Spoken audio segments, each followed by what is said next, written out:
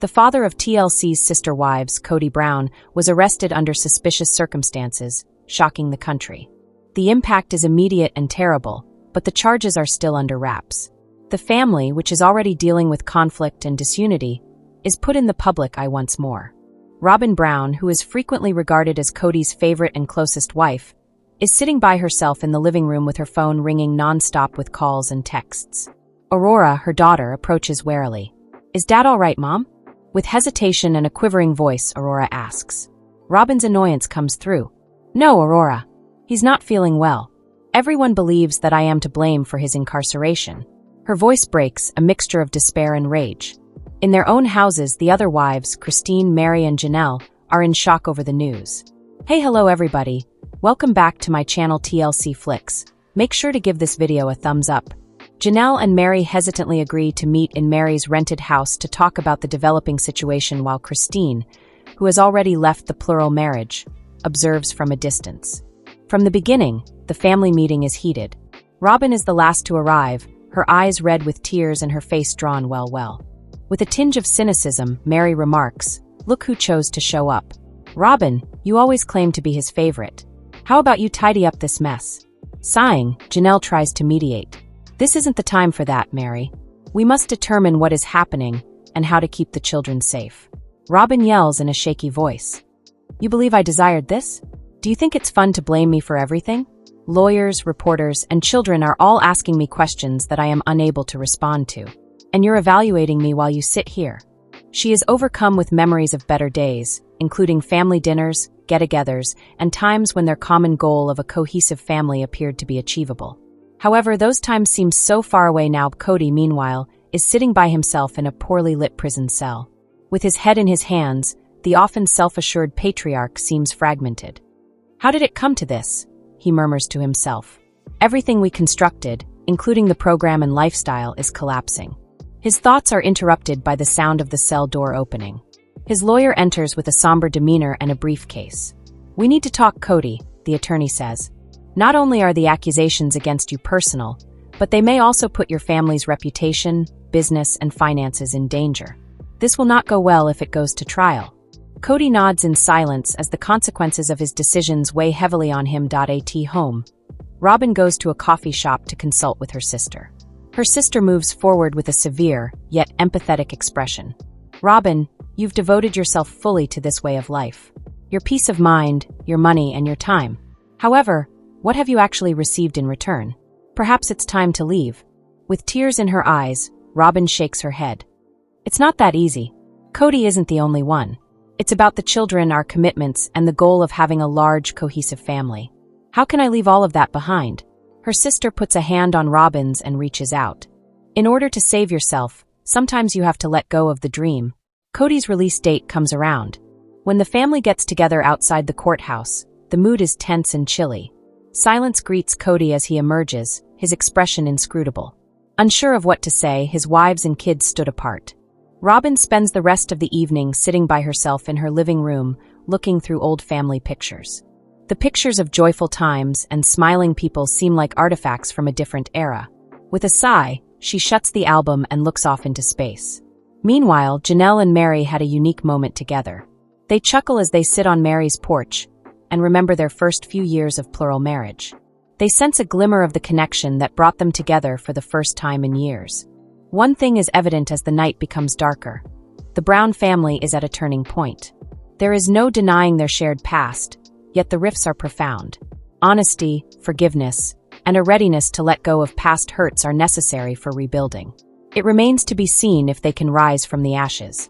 And there's more.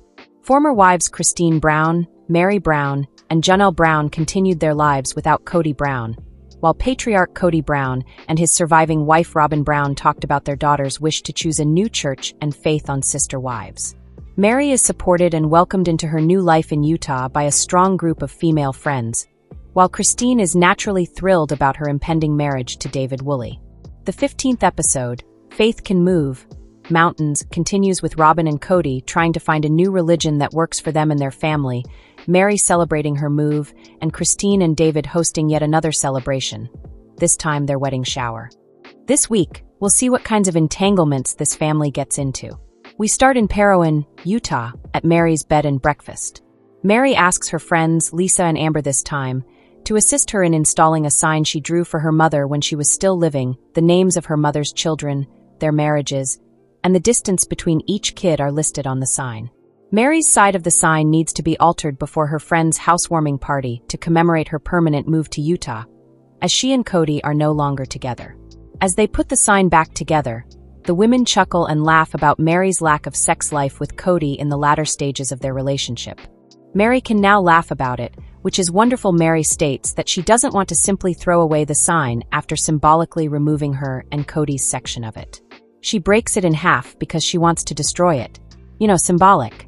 When Robyn returns to Flagstaff, she takes her daughters Aurora and Brianna to see the Commons Church, a new church that they are considering joining. The girls can ask the church leaders questions about their faith at this informational discussion. Robyn and the girls sit down with Charlie, the church's co-pastor, to discuss their personal histories. According to Robyn, they were not accepted in the church where they were raised since they were a multiple family. Charlie notes that they believe themselves to be interdenominational and that their church family is very diverse.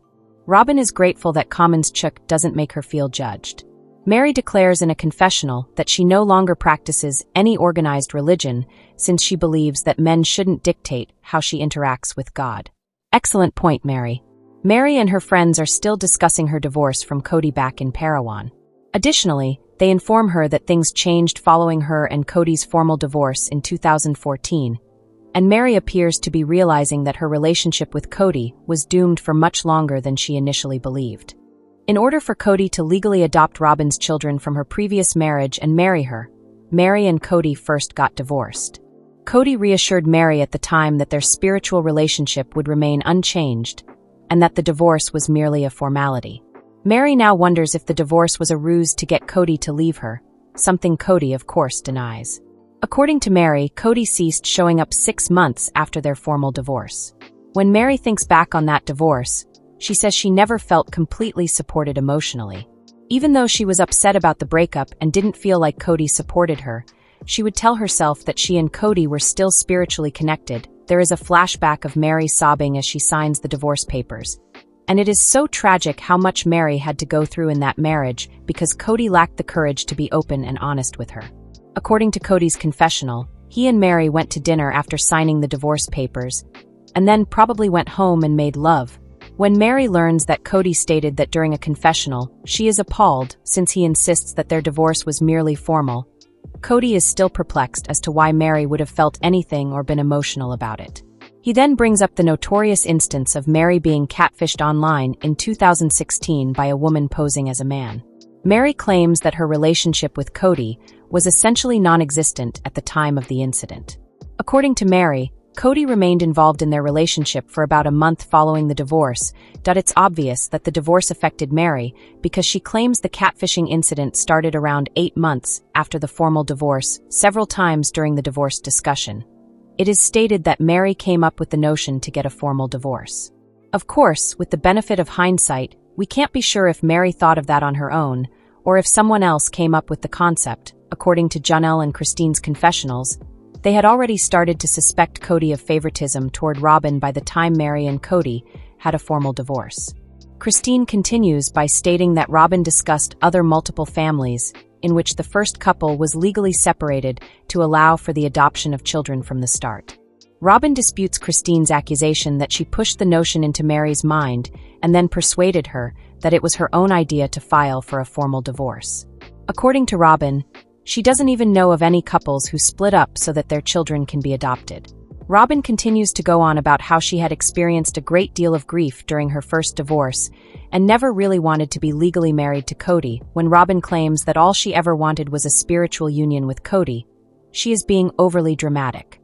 Cody still holds Mary responsible for their breakup, claiming that she changed her attitude toward him following the formal divorce, but Mary argues that this was due to a change in his behavior. We keep going around in circles with Cody's inability to ever take responsibility for anything. Robyn and the daughters are back at church after a commercial break. The children don't want to marry into several families, Robyn explains, and she and her husband are no longer polygamists. Christine claims in a confessional that she is not affiliated with any religion or attend any church. According to Christine, her religion is doing good and showing kindness. Aurora and Brianna are asked to share their personal spiritual journeys by Pastor Charlie. Aurora, who appears frightened, claims that their previous church did not make her feel welcome. Robyn claims that although she had a good experience at the church, the fundamentals of the faith, such as multiple marriage, no longer hold true because she no longer lives close to the location of her church. Robyn claims that she feels a little confused now because her previous religion and being in multiple marriages were such an important part of who she was. She claims that she never anticipated being in a monogamous relationship with Cody, and that she now has to deal with this new identity because Cody is unlikely to choose another wife. It's sort of unexpected considering everything the family has been through, but she says she would be interested in living plural marriage again if Cody were open to it, and if she could ensure that it would work. However, Robyn is nothing if she is not faithful to her previous religion, her husband, and her sister wives, both in theory and even when they don't want her to be. Given how much her life was influenced by her previous church, Robyn says she is unsure about considering attending a new one. When we eventually arrive in Salt Lake City, we see a relaxed Christine picking up her custom wedding dress. Now that she is not married to Cody Brown, Christine is still the happiest woman in the planet. She is naturally thrilled about this new custom dress because her first wedding gown looked like a big satin pillowcase. For Kody to wear on her own wedding day, the pillowcase dress was subsequently ripped apart and turned into flowers. With the vigor of a movie star strutting the red carpet, Christine puts on the dress and leaves the changing room. The sight of their mother in her ideal wedding gown astounded her daughters who joined, some in person and some via video. According to Aspen, her mother looks stunning and the clothing is ideal. The feeling that Christine describes is beautiful and glamorous and sexy. In an uncommon act of generosity, Cody writes in a confessional that he wishes Christine enjoys a large, extravagant wedding because he is aware that multiple spouses frequently miss out on the pageantry of a wedding. We'll take an understanding Cody when we can get him, but I'm not sure where that's coming from. Back in Utah following a commercial break, Mary is getting ready for her closest friend Jen's housewarming celebration after making jokes about pickles. You have to love these girls. Mary and her pals talk about a crucial topic in her life after the divorce. Will she continue to be a Brown or return to her maiden name, Davenport? Mary claims she isn't sure she wants to go with the trouble of changing her name again because she doesn't plan on remaining unmarried. The planning for David and Christine's wedding shower is also in progress back in Salt Lake City. For yet another celebration of David and Christine's love, Christine's daughters assemble folding tables and blow up balloons. Kody commands her sisters to increase the number of balloons on the balloon arch. Robyn and her daughters return to Flagstaff and carry on church shopping. They are attending a Sunday service at a church that the girls are considering. Cody clumsily records them departing while he asks them how they are feeling and suppresses his need to share his opinions about church. Robyn adds, "We're just going to go alone, and then we'll talk to him later on because Cody has a lot of opinions and likes to express them about religion and churches." Although it's unclear how she was able to get Cody to skip the service, it was undoubtedly the best course of action for everyone. Cody makes an effort to be tolerant, but we all know it won't work while two of the other spouses are having parties and living their lives to the fullest. Robyn says she's still having trouble accepting that the family won't be together. Robyn has to come to terms with this now. She claims to have received feedback from some family members on the accusations made against her, right after stating that she cannot image not getting old with the other wives. Robyn cries as she confesses that she always went over backwards to help Cody have solid relationships with his children and other wives, and that her expectations of being in a plural family were too high. Mary greets guests at her housewarming parade following a commercial break. Although Mary is having a good time at the party and is showing off her friends' puppies, she claims that no potential dates were present. Robyn and her daughters are relaxing on their deck with their overlord, Cody, after returning from church. He inquires about their day, and despite his best efforts to be understanding, his sarcasm comes through. Cody dares to laugh as Aurora recounts feeling emotional several times during the event. Although Cody claims in a confessional that he values Aurora and Brianna's openness to open up to him, he puts on his best supportive dad persona when Aurora starts crying and talks about how she sobbed at church because she is Robyn's daughter. It's a jab at his other children from whom he is alienated, but he doesn't say it directly. Flashbacks show Cody moving from house to house while trying to be a present father to all of his children, including his elder children. Of course, living in 4 different places makes that kind of relationship impossible. His relationships with several of his children suffered as a result. Cody seems to be only now beginning to grasp this. Cody has a buddy in Wyoming who suggested another church for Aurora and Brianna to try. He contradicts himself once more, claiming that he enjoyed his upbringing in the church despite his current disassociation from all religions. Although he admits to his Mormon leanings, Cody wants his girls to enjoy the experience of growing up in a church. Robyn swiftly interrupts to say that her daughters are on their own path and will receive support regardless, just because that's what Cody wants. Robyn wants her girls to follow their own path, thus she wants to avoid voicing any strong religious beliefs in front of them. Naturally, Cody admits he can't keep his opinions to himself, but he will be more tactful about it. We return to David and Christine's celebration after yet another commercial break. A sign with the words, "Welcome to True Love." Christine and David is displayed, and Christine is dressed in a charming white dress with fringe. For the wedding, Janelle returns to town. Every week, this poor woman has traveled to the city to celebrate Christine and David once again, and she always does it with a grin. Janelle always swears she wouldn't miss it. They play typical bridal shower activities, such as who knows the couple best, after Janelle gives David the thumbs up. While playing the game, Christine and David are adorable and tease each other. Janelle jokes that Christine loves that David lets her use the luggage rack when they travel, and she approaches the couple in a somewhat odd moment. Christine and Janelle chuckle over their common experience of being married to Cody, who forbade them from using the luggage rack. They always place their bags on the floor, while he always places his own on the rack. The reason Christine loves David is because he would never allow her to place her bags on the ground while he was using the rack. He's not Cody, that's why. Naturally, Cody responds that the luggage rack is just a petty thing to complain about. Christine concludes the program by stating that the bridal shower was flawless, and that she is confident the wedding will be as well. And since this couple has been dating for 10 months, their long-awaited wedding will finally take place on the upcoming episode. We won't have to wait long to find out if that's real. Viewers of Sister Wives have witnessed the Brown family's total disintegration over the past few seasons. The final surviving members of their intended polygamous kingdom are Robyn and Cody. Brown fans have loved seeing Christine, Mary, and Janelle go on with their lives and pursue new endeavors throughout season 19. Many people think Mary, in particular, is truly carrying the season as she adjusts to life in Utah. The majority of viewers, however, feel that the embarrassing moments involving Cody and Robyn are unnecessary. The monogamous proposal was incredibly embarrassing to them during the new episode that aired on Sunday night. Robyn Brown and Cody had a heart-to-heart on Sunday night. To her husband's chagrin, she appeared utterly devastated that their polygamous household was ending. The polygamous marriage with Cody was clearly no longer something Mary, Christine, and Janelle were interested in. However, Robyn appears to be the only one who is motivated to maintain the family's unity. Rather, Cody pleaded with Robyn to abandon the notion and continue living as a monogamous family. He realized that although that wasn't her original desire, that was how their lives turned out. Additionally, Cody was worried that his wife might not approve of him being a monogamous man. The fans were shocked by what they heard. Following the new show on Sunday night, one viewer posted on Reddit, saying, "I love the idea that Robyn might not accept Cody as a monogamist. You have been living in monotony throughout your entire relationship. *TCH.